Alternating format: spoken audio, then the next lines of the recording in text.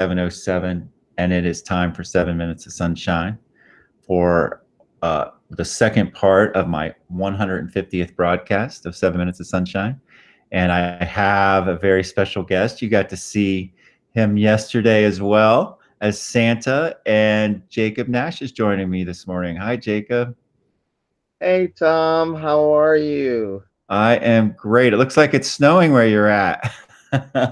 Oh, yes, it is. It sure is. We're supposed to get some good snow over the next couple days. Well, Jacob, thanks for joining me this morning, and thanks for joining me yesterday as Santa. It was really cool. You did a wonderful job. I loved the broadcast. My daughter loved it as well. And like I said, this is our 150th broadcast, so it's a special day too. And I just thought I'd share a little bit about you before we get started. But Jacob went to Cleveland State University, got a master's degree there in psychology, and has done. He is an activist, an advocate. He is a speaker, a trainer, an educator, a founder of nonprofits, and I'll share a little bit more about that in a sec.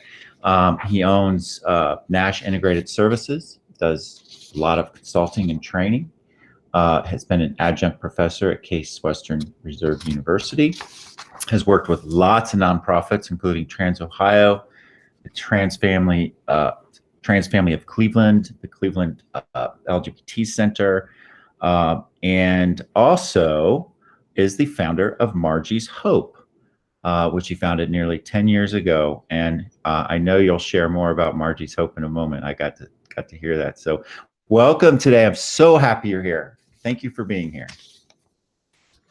I'm excited to be with you again. So That Santa, um, so we got to hear about Santa's values yesterday, and would love to hear about the values that really drive you, and what your superpower is, and then we'll chat a little bit more on the other side. So I'm going to give you the floor. all right. Thanks, Tom. I appreciate it. Doing the work that I do is so important, and part of doing that is having a heart to serve the people that you work for. And one of the most important values that I believe is integral in doing the work that I do is integrity. If I don't have integrity, if people can't come to me and talk to me and share with me, if other leaders in the community can't uh, know that they can reach out to me and know that my community comes first to me and that those things are important, then what type of a leader am I? And so integrity for me is actually one of my really core values because I know for me that I look to other leaders for integrity. And so that's why it's important for me and a huge value. And it ties into uh, community again, because my community is important to me, and the value of coming together and connecting with other people, especially within the transgender community, is extremely important. Because if I don't know how to connect to my own community, then how am I going to be able to serve them? Right. And so integrity, community, and a core of both of those is compassion. Hmm. Uh, Compassion has really driven me to do the work that I do, to be the person that I am. And the compassion that I have for my community draws me to have the integrity that I have as well. And of course, that all uh, comes around and, you know, ends with inclusion. Hmm. The work that I do with diversity management and the training and the consulting that I do with my community all has to do with inclusion. If I can't be inclusive of all people, then how can I have the compassion and work within my community and truly have that integrity that I want and hope that other people see that in me. And so inclusion, making sure that my trans siblings of color are enmeshed within the work that I do, because it's not just about white, trans, and non-binary individuals, but it's about all aspects of the trans community.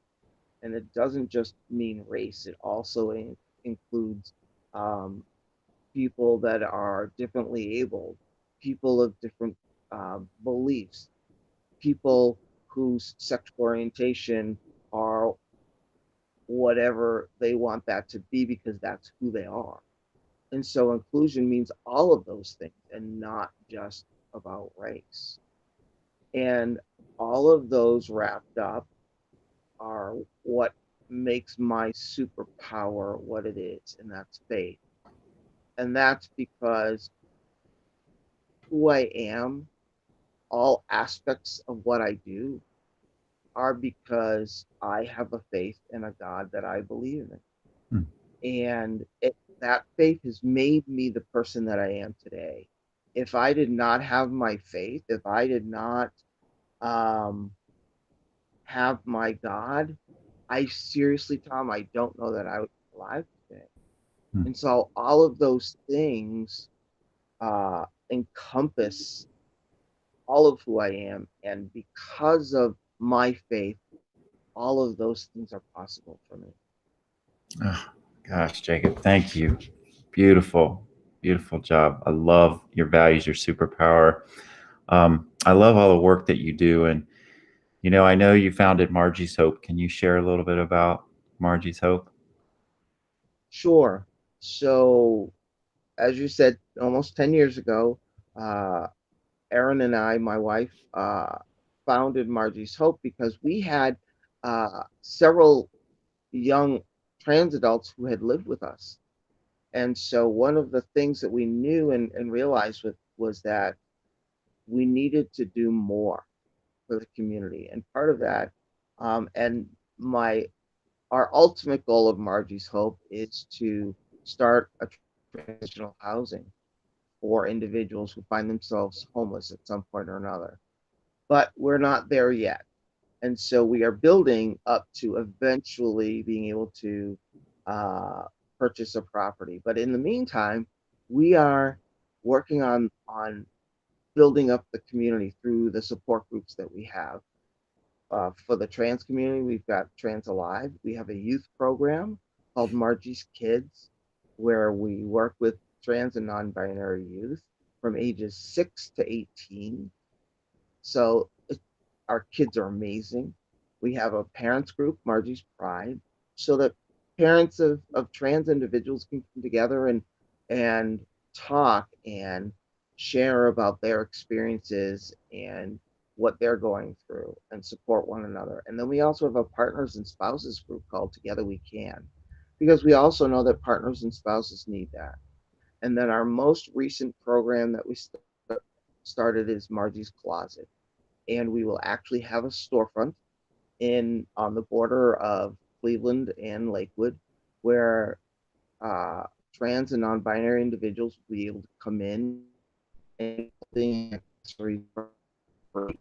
We're going to be opening it up so they have access to those things, because we know that when trans individuals and non-binary folks go into stores, sometimes it could be really difficult and a scary situation.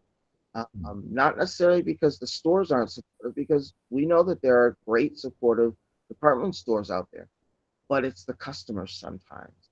And so to have that space available where people can come in and browse and look at clothes and try on clothes and, you know, um, experiment with their gender expression and how they want to look is a great opportunity. And then we all will also have the clothes for sale for people that are identify as cisgender. They can come in and purchase our clothing, and then that way, it rolls back into the community to be able to service them more.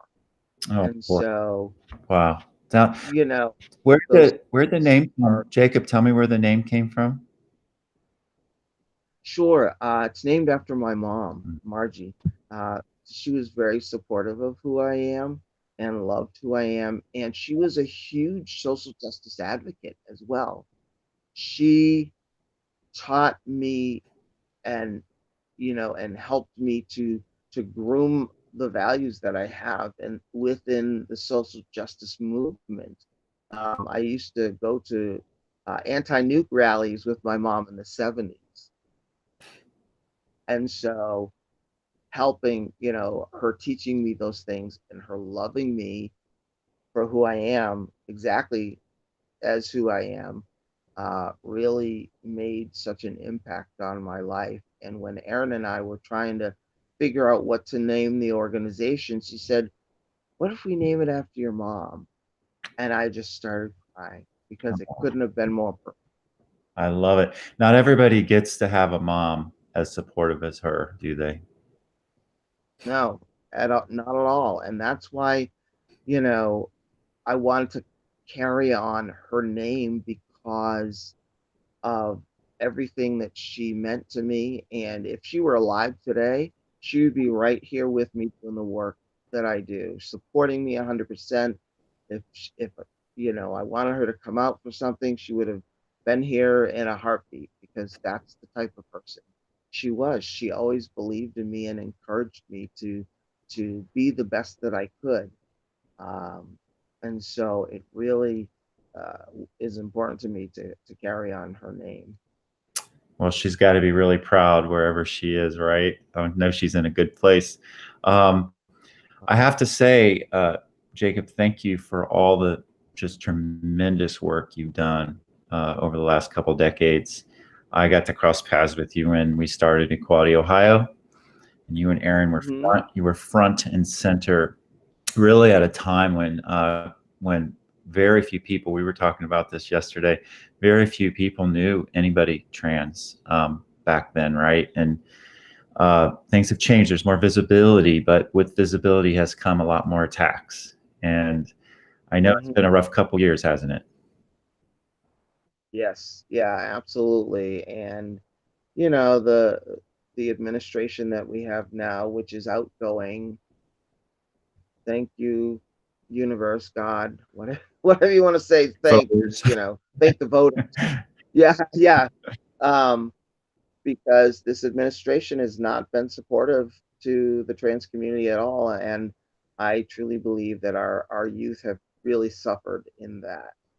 More so, we as adults, okay, we push through. But our youth has really uh, been extremely affected by those changes that the administration has made, as well as our military, our trans individuals who want to serve their country and who love their country and there have been limits on how they can serve as their true selves, and it's not fair because then it's much harder for trans individuals to truly give their all when they're always worrying about, oh my gosh, is someone going to find out? Oh my gosh, how can I be open about myself if my country doesn't even support me and believe that I can do my job the best of my ability in, as the person that I really am instead of trying to pretend. So I'm so glad that we have now an administration that's coming in that absolutely supports us, believes in us, talked about the trans community in the acceptance speech. No president has ever done that before in a speech and has put a real focus on trans folks. And even on his transition team, Biden has included a trans individual. So it's so exciting, and I can't wait to see what we can do in the next several years with this administration. It's I know how it feels to be targeted as a member of the gay community, and I got to watch how LGBT, how gay and lesbian folks became more and more accepted, and it became actually more unacceptable to attack us. And it almost seemed as if, well, okay, well, here's the trans community, so let's go after them. And we saw it with the last administration, and it was hard, it was painful to watch as an ally. It was just it just made me cry many times when I heard it. And the amazing thing is that some folks wouldn't tune into it because they're not aware of the issues, right? But when you're part of that community and you're literally targeted and attacked, it's dangerous, it's scary by the most powerful person in the world, right? And the opposite when you feel affirmed. When you're affirmed, there isn't anything that probably feels better when the president of the United States affirms you and sees you, the most powerful person in the world. And here we are. And I imagine how that must have felt when he mentioned our trans community in his acceptance speech. I remember, because I remember the first time gay was mentioned. So I know how that feels. So I'm smiling about that right now and hopeful. And the work you're doing, Jacob, is just so powerful. And the fact that you've created a safe space for the trans community and allies to come and help support your this beautiful organization. I've got it in the corner here of our screen there, margieshope.org. I have made a donation, and anybody listening, I encourage you to support this wonderful organization. I know you're passionate about it, but thank you for the fantastic work. Thank you for being Santa. How awesome was that yesterday?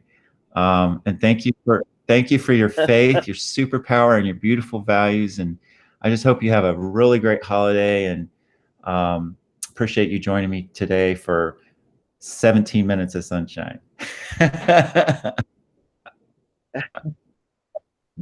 Thank you, my friend. Thank you. Thank you. All right. I Well, appreciate it. Thank I look you. forward to Have a knowing you for good, many decades to come, yeah, and we'll continue to do this great work. Yes. All right. You absolutely, have a great one. You absolutely. take care. All right. Thank you. You too, Bye bye. Tom. Bye bye now.